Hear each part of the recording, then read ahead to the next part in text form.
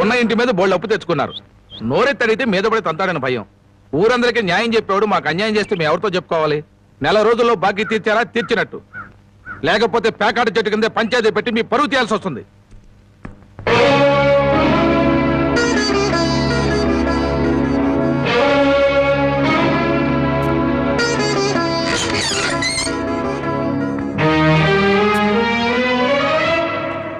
మగాడన్నాక కాస్త పౌరుషంగా బతకాలి. సోమరిపోతు కన్నా నోరు లేదు దున్నపోతులేనయ్యు. అవి మేత మేస్తాయి, కష్టపడి పని కూడా చేస్తాయి. ఎవరిని బామ్మ అంత ఎమోషనల్ గా తిడుతున్నావు? జానకి గొడ్డు ఇంటికి వచ్చే ఏళైంది, కుడితి కలిపి పెట్టు. తులసి, నువ్వేంటమ్మా ఒక్కతనం వేలా కూర్చున్నావు? ఏమైందమ్మా? వాతావరణం అంతా విడివిడిగా ఉంది. జానకి, అన్నం వడ్డించు.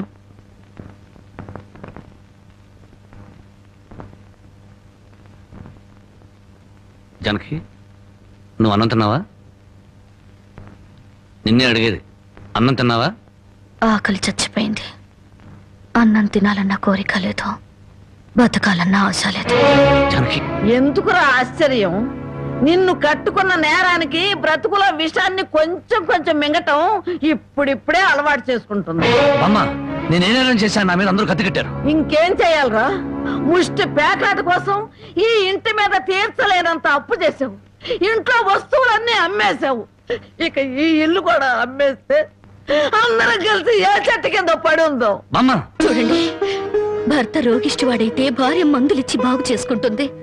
కళ్ళు లేని వాడైతే కంటికి పాపలా చూసుకుంటుంది. కాళ్ళు లేని అవిటి వాడైతే చెయ్యిచ్చి ముందుకు నడిపిస్తుంది. కానీ భర్త జూదగాడు సోమరిపోతూ అయితే ఎలా మార్చుకుంటుంది? కాపురాన్ని ఎలా నిలబెట్టుకుంటుంది? నన్ను క్షమించు జానకి, ఇక మీద పేకాడు జోలికి వెళ్ళాం. ఈ మాట నువ్వు ఎన్నిసార్లు చెప్పావు, మేము ఎన్నిసార్లు విన్నాం. లేదు బామ్మ, దేవుడి మీద ప్రమాణం చేసి చెప్తున్నాను, ఈ జన్మలో మళ్ళీ పేకాడను. నోరు లేని దేవుడి మీద కాదురా, నిన్ను ప్రాణానికి ప్రాణంగా ప్రేమించే నీ పెళ్ళాం మీద ప్రమాణం చెయ్యి. నా పెళ్ళాం మీద? ఏ మాట తప్పితే నేను చచ్చిపోతానన్నా? అలాగే జానకి, నీ మీద ప్రమాణం చేసి చెప్తున్నాను, ఇక పేగ ముక్కలు తాకను, నీ మీదొట్టు.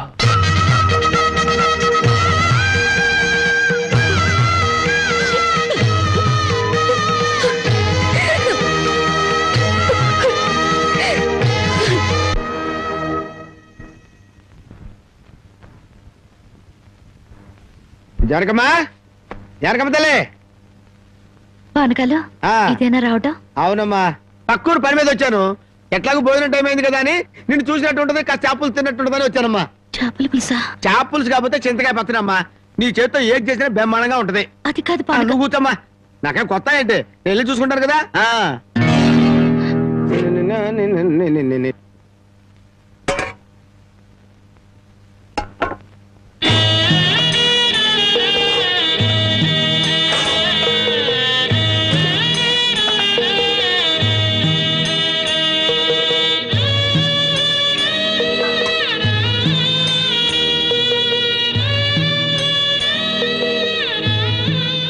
ఏమ్మా, అన్నం వండలేదా? వండటానికి ఏమీ లేదా?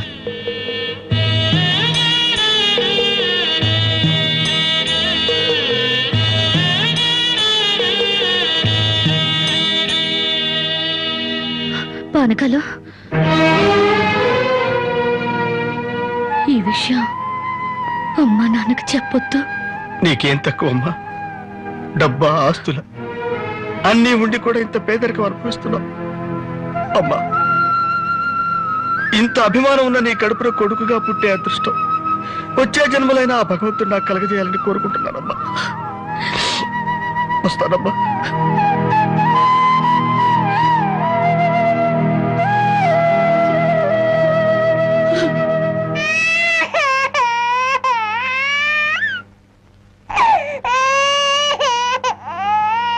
ఏడవకమ్మా, ఏడవకు.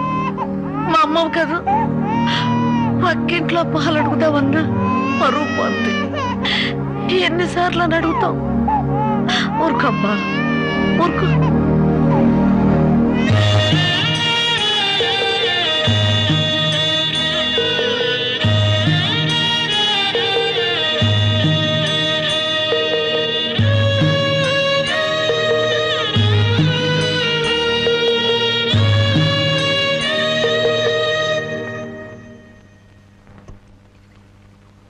ఏమిటి జనకి అలా ఉన్నావు?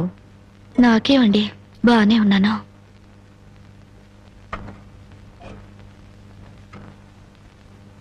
జనకి చేతికేమైంది? అబ్బే ఏం లేదు, ఏదో గీసుకుంది. ఎందుకమ్మా అబద్ధం చెప్తావు? నిజం చెప్పు. నిజమా? అవునరా, నాకు కూడా తెలియకుండా రక్తం అమ్మి డబ్బు తెచ్చింది.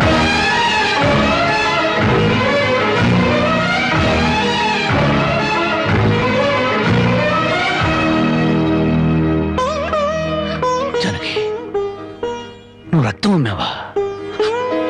కొనేవాళ్ళుంటే మాంసం కూడా అమ్మేదిరా. ఇల్లు కడవటానికి, పొయ్యి వెలగటానికి దానికి ఇంతకన్నా మార్గమేముంది? నీకు సంపాదనేముంది? ఇదంతా కర్మరా, కర్మ.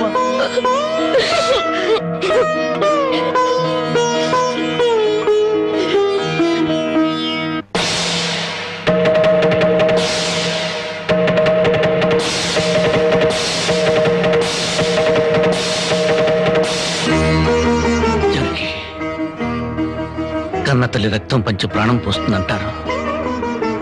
నువ్వు నీ రక్తం అమ్మిన ఆకలి తీర్చాలనుకుంటున్నావు. మా అమ్మ ఎలా ఉంటుందో చూడలేదు, కానీ నీలాగే ఉంటుందని అర్థమైపోయింది. జనకి ఈ రోజు నుంచి నిజాయితీగా సంపాదిస్తాను. మిమ్మల్ని అందరినీ పోషించుకుంటాను.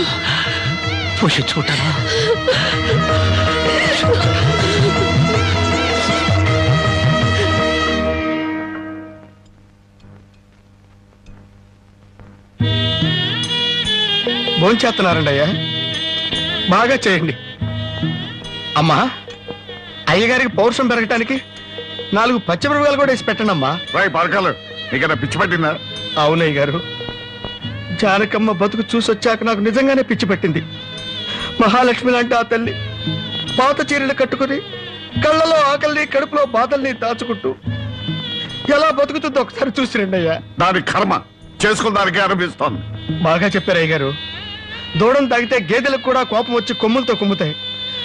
మనం మనుషులం కదా, వాటి పౌరుషాలు మనకెందుకులేండి. ఎందుకులని ఊరుకుంటుంటే రెచ్చిపోయి మాట్లాడుతున్నావు. నిలువునా నరికేస్తాను. నరికేయండి అయ్యా, నరికేయండి. జానకమ్మ లాంటి చల్లని తల్లి పడే కష్టాలు చూశాక నాకు బతకాలని లేదండి అయ్యా. నరికేయండి, నరికేయండి అయ్యా, నరికేయండి. నరికేస్తారంట, నరికేయండి అయ్యా, నరికేయండి. ఏమండి, అది ఆకలితో చచ్చిపోతే మన సిగ్గుతో చావాలండి. పిల్లలు తప్పు చేస్తే పెద్దవాళ్ళు క్షమించాలి, కానీ ముందుగా ప్రవర్తించకూడదు. ఎంత కాదనుకున్నా అది మన బిడ్డండి. ఒక్కసారి వెళ్ళిరండి.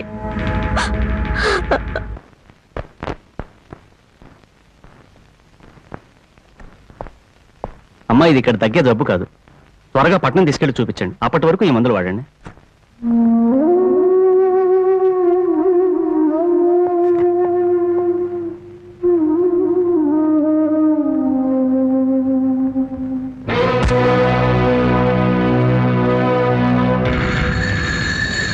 అది 30,000. దాంతో ఆ ముసల్దానికి వైద్యం చేయించి మిగతా డబ్బుతో నీ మొగుడిని ఏదైనా వ్యాపారం చేసుకోమను. ఇది దానమా నాన్న? ఈ ఇంటి కోడలు అనుకుంటే దానం, నా కన్న కూతురు అనుకుంటే కానుక. కన్న కూతురు?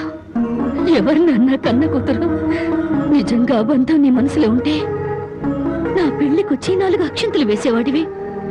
కన్న కూతురు కడుపుతో ఉన్నప్పుడు, కనీసం నీ మనవరాలు పుట్టినప్పుడైనా కళ్ళారా చూడ్డానికి వచ్చేవాడివి. ఇప్పుడు నీకున్న డబ్బుతో నా దరిద్రాన్ని వెక్కిరించడానికి వచ్చావా నాన్న? నువ్విచ్చిన డబ్బుతో పంచభక్ష పరమాన్నాలు తినే కన్నా నా భర్త సంపాదించిన డబ్బుతో గంజనీళ్లు తగిన తృప్తిగా ఉంటుంది. వాడి ముఖం, వాడి ఇంకే సంపాదిస్తాడు. నిన్ను ఇంటిని అమ్మడం తప్ప. లక్షలకు లక్షలు కట్నం తీసుకుని కూడా పెళ్ళాన్ని కృష్ణాలు పుస్తకాలెడుతున్నారే, వాళ్ళతో పోల్చుకుంటే నా భర్త రత్నం నాన్న. రత్నం కట్టుకున్న చీరతో వచ్చి నన్ను పెళ్లి చేసుకున్నాయినా నువ్వు కోటీశ్వరుడని తెలిసినా కూడా నీ దగ్గర చిల్లిగవ్వ కూడా ఆశించలేదు. ఆయన వల్ల నేను పుస్తకంతో పడుకున్నానేమో గానీ పరువు పోగొట్టుకోలేదు. నువ్వు నా కన్న తండ్రివి కాబట్టి ఎన్ని మాటలన్నా ఊరుకున్నాను. ఇదే మరొకడైతే నా చెప్పు తెగేది.